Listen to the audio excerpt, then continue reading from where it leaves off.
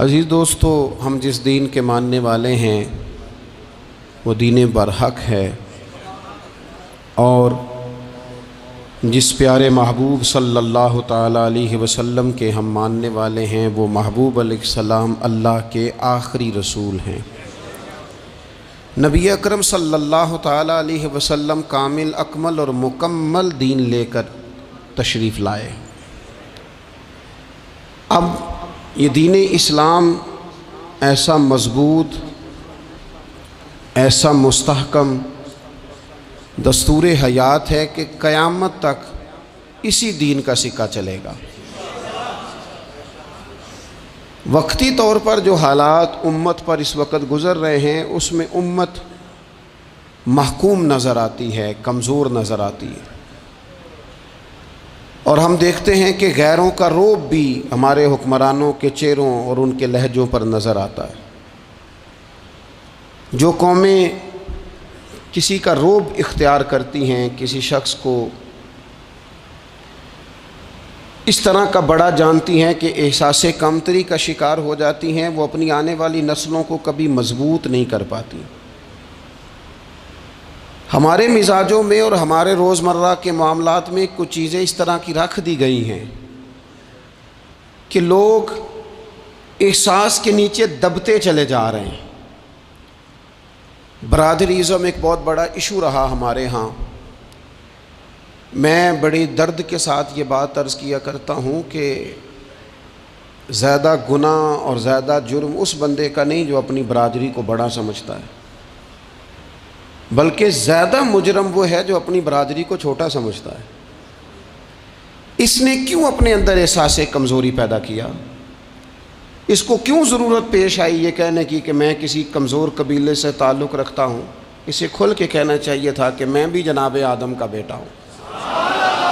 اسے کھل کے کہنا چاہیے تھا کہ میں بھی رسول رحمت کا غلام ہوں، میں بھی اللہ کا بندہ ہوں۔ کھل کر بات کرنی چاہیے۔ احساس کے نیچے دب جانا، پریشان۔ پھر اسی طرح کا معاملہ امیری غریبی کا ہے۔ غربا کیوں یہ سمجھ بیٹھتے ہیں کہ جس کے پاس پیسے زیادہ ہیں شاید فضل بھی زیادہ اسی کے پاس ہے؟ کیوں اس احساس سے باہر نہیں آتے؟ اگر دولت بہت اعلیٰ ہوتی نا اور بڑی ہی قیمتی ہوتی تو سب سے زیادہ سیدہ فاطمہ زہرا کے گھر میں ہوتی، سب سے زیادہ تجوریاں سیدہ عائشہ صدیقہ کے پاس ہوتی، لیکن یہ زیادہ قیمتی نہیں تھی، اس لیے دروازہ رسول پہ بھی نہیں تھی۔ تو اسی طرح کا معاملہ کچھ لوگوں کا ہے۔ میں نے اپنی زندگی میں یہ دیکھا ہے کہ مذہبی ماحول سے وابستہ لوگ کئی دفعہ بڑے پریشان ہو جاتے ہیں کہ میں تو مولوی صاحب ہوں، اور محلے کا مولوی بنا کے جب کسی کو رکھا جاتا ہے تو بیچارہ ویسے بھی پریشان ہو جاتا ہے۔ اس کی ذمہ داری ہوتی ہے کہ تو نے وقت پہ جنازہ پڑھانا ہے، ٹائم پہ کول پہ آ جانا، 10ویں پہ وقت پہ پہنچنا، غیر حاضر نہ ہونا۔ کچھ جگہوں پہ یہ بھی رواج ہے کہ جناب آپ کو 7 دن اور 10 دن مسلسل بیٹھنا ہے اور پڑھائی کرنی ہے۔ وہ آہستہ آہستہ آہستہ آہستہ بچے احساس کا شکار، یعنی قرآن شریف پڑھنے والے بچے اور کتاب و سنت کی تعلیم حاصل کرنے والے بچے، لیکن انہیں یہ کہا جاتا ہے کہ چلو فلانی جگہ قرآن پاک پڑھنے چلتے، قرآن پڑھنے جا رہے ہیں۔ قرآن انقلاب کی کتاب ہے، قرآن بندے کو عروج دیتا ہے، لیکن ان بچوں کی ذہنی ساخت یہ بنائی جا رہی ہے کہ چلو قرآن پاک پڑھنے چلتے ہیں، وہاں بریانی ملے گی کھانے کو، گوشت ملے گا کھانے کو۔ شکایت ہے مجھے یا رب خدا بندان مکتب سے، سبق شاہی ہے بچوں کو دے رہے ہیں خاک بازی کا۔ اتنی چھوٹی جب آپ کسی کی سوچ بنا دیتے ہیں تو پھر وہ آپ کہیں کہ وہ انقلاب برپا کرے، وہ کوئی بڑا کارنامہ سر انجام دے، یہ ہوتا نہیں، ممکن نہیں ہوتا۔ جب آپ آہستہ آہستہ کر کے احساس کمزوری کے نیچے دبتے چلے جاتے ہیں، دبتے، حالات خراب ہو جاتے ہیں۔ ہمارے بزرگ ہمیں کہا کرتے تھے کہ مولوی ہونا کوئی تانا ہے، اور ہم نے حالات بدلتے دیکھے۔ ایک ٹائم ایسا تھا کہ مولوی ہونا لوگ تانا سمجھتے تھے، ہمیں بھی کہا چاہو مولوی صاحب ادھر آئیں۔ آپ کو دیانتداری سے کہتا ہوں ہم نے وہ دور بھی انجوائے کر کے گزارا ہے جے کسی ایک باری مولوی آکھے تو انہوں آکھے یارے کوئی پریشانی والی گل ہے، شکر ہے اسی مولوی ہیں، یہ کوئی پریشانی ہے، آپ کیوں پریشان ہو گئے؟ مولوی کسی تانے مینے کا نام ہے۔ اور پھر وہ جو کل تک کہہ رہا تھا نا کہ او ہو تسی تو مولوی بن گئے ہو، پھر ہم نے وہ دور بھی دیکھا، اس نے کہا یار 2 منٹ کھڑا ہو تیرے ساتھ تصویر بنانی ہے، وہ دور بھی دیکھا، یہ دور بھی دیکھا۔ تھوڑا سا نا اپنی زندگی کے اندر خودداری، عزت نفس، وقار، اسلام عروج دیتا ہے بندے کو۔ مسلمان تیزی سے دبتے چلے جاتے ہیں۔ ملک شام کا بندہ آ گیا حضرت عمر کو ملنے، اس نے آتے ہی پوچھا تمہارے بادشاہ کا محل کہاں؟ انہوں نے کہا جی ہمارے بادشاہ کا محل نہیں ہوتا، ہمارے ہاں لوگوں نے سمجھ لیا نا کہ روب شاید کپڑوں کا ہوتا ہے، روب شاید گاڑیوں کا ہوتا ہے، بنگلوں کا ہوتا ہے، بہت بڑی کوٹھی کا روب ہوتا ہے۔ اور نہیں بھائی، روب تو بندے کے کردار کا ہوتا ہے، اس کے افکار کا روب ہوتا ہے، روب اس کے اونچے خیالات کا ہوتا ہے۔ کہاں ہے آپ کے بادشاہ کا محل؟ تو نے کہا محل شہل تو کوئی نہیں، مسجد میں ہوں گے امیر المومنین۔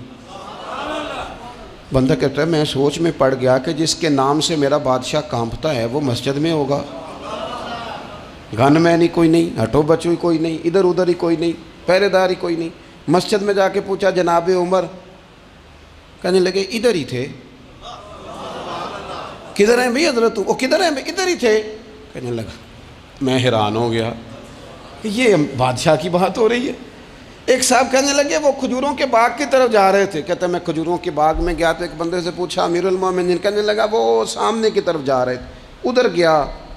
ایک بندے سے پوچھا کہاں ہے وہ شخص اس کی 24 لاکھ مربع میل پہ حکومت ہے؟ کہاں ہے وہ شخص جو مدینے میں بیٹھ کے نعرہ لگاتا ہے تو کیسر و کسرا کانپ جاتے ہیں؟ وہ بندہ کدھر ہے کہ جس کی بات جگہ جگہ ہوتی ہے، جس کا تذکرہ سنا ہے کہ اسے دیکھ کے شیطان بھی رستے بدل جاتا ہے؟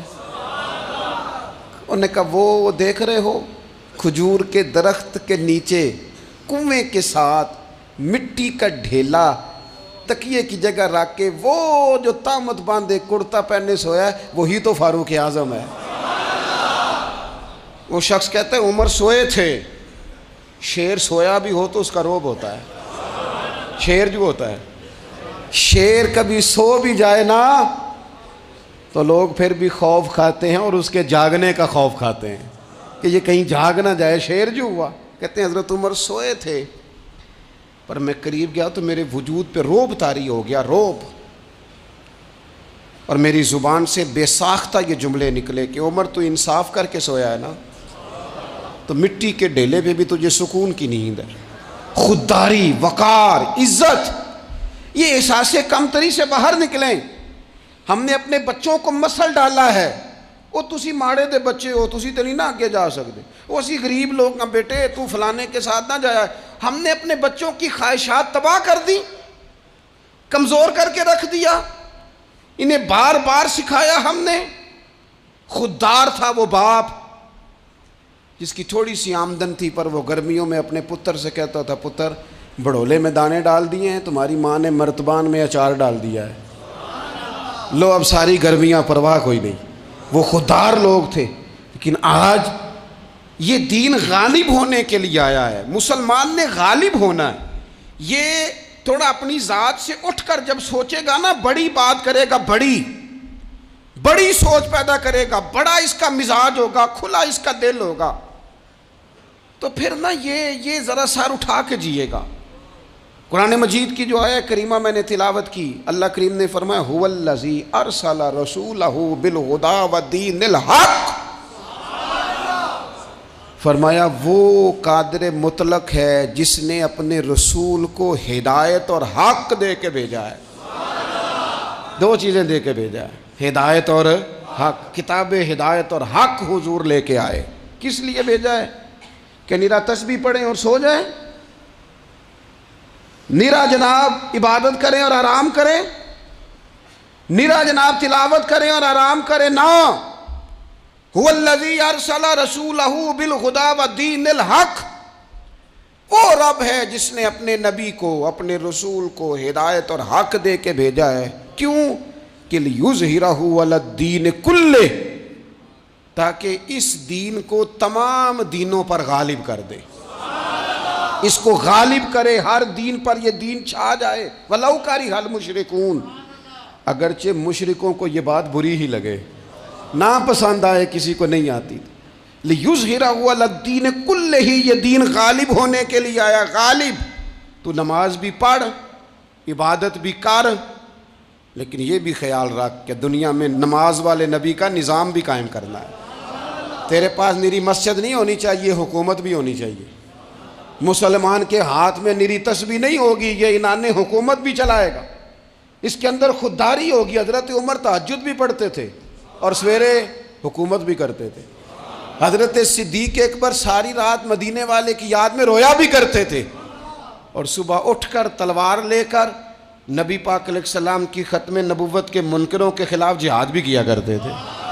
جب تک اپنے مزاج میں وہ شوق نہیں پیدا ہوتا کہ دین کو غالب کرنا ہے، جد و جہد کرنی ہے، کوشش کرنی ہے، بڑا سوکھا ہے ہمارے لیے بھی۔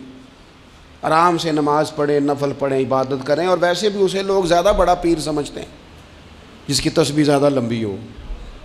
وہ زیادہ بڑا پیر ہوتا ہے جس کی پگڑی ذرا زیادہ بڑی ہو، جبہ تگڑا پہنے، اجرے کے اندر رہے، باہر نہ نکلے، اور اندر جائیں 2 منٹ کے لیے حضرت کی زیارت کریں، باہر آ جائیں، بس چھٹی۔ وہ زیادہ پیری مریدی ہو جاتی ہے، پیر تو بولتا ہی نہیں۔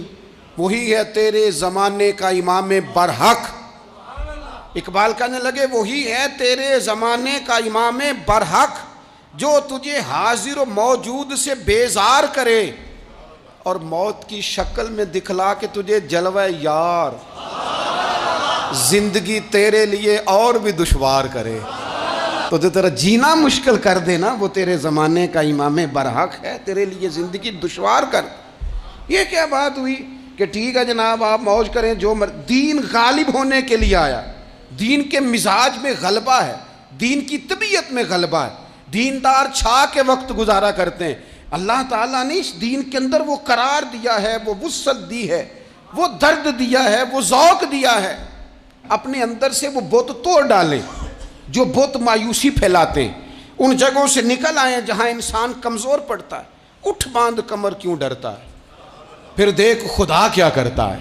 آگے کی طرف دیکھیں، آگے کی طرف دیکھیں۔ میرے نبی اکرم صلی اللہ تعالیٰ علیہ وسلم نے فرمایا حالات جتنے بھی خراب آ جائیں، ماحول جتنا بھی بگڑ جائے، امت پر دشواری جتنی بھی آئے، حضور علیہ السلام نے فرمایا ہے یہ دین اسلام ہے، یہ مسلم کے لفظ ہیں، حضور فرماتے ہیں یہ دین ہمیشہ قائم رہے گا، اور فرمایا ایک جماعت ہوگی پوری میری امت کی جو دین اسلام کے دفاع میں کام کرتی رہے گی، جد و جہد کرتی رہے گی، کوشش کرتی رہے گی، ہمت کرتی رہے گی۔ میرے عزیز حضور نے فرمایا ہمیشہ یہ دین قائم رہے گا، اور ایک جماعت ہمیشہ اس دین کے لیے کام کرتی رہے گی۔ اور میرے نبی پاک علیہ السلام نے فرمایا 100 سال کے بعد تو اللہ ضرور اس امت میں ایک ایسا شخص پیدا کرے گا، یہ ابن ماجہ میں حدیث موجود ہے، جو اس دین کی نئے سرے سے تجدید کر دے گا۔ وہ لوگ آتے رہے، جب حالات بڑے بگڑے تو حضرت عمر بن عبدالعزیز آ گئے، حالات کا رخ بدل کے رکھ دیا۔ پھر معاملات بڑے بگڑے تو امام شافعی جیسے لوگ آ گئے، غوث اعظم جیلانی جیسے لوگ آ گئے۔ حالات بڑے بگڑے تو شیخ عبدالحق محدث دہلوی جیسے لوگ آ گئے۔ ہندوستان میں جب ماحول بڑا کٹھن ہوا تو اعلیٰ حضرت فاضل بریلوی جیسے لوگ آ گئے۔ ہر صدی کے سرے پر اللہ تعالیٰ ایک مجدد بھیجے گا، حضور کا وہ غلام دین کو نئے سرے سے تازہ کرے، دین کے چمن میں ہمیشہ بہار رہے گی، ہمیشہ نورانیت رہے گی، ہمیشہ نور اعلیٰ نور رہے گا۔ یہ کام صرف کرنے کا کام کیا ہے، یہ دین تو پھلے گا پھولے گا۔ جو آگے بڑھ کے خدمت میں حصہ ڈال لے گا نا، وہ اپنا نفع کرے گا۔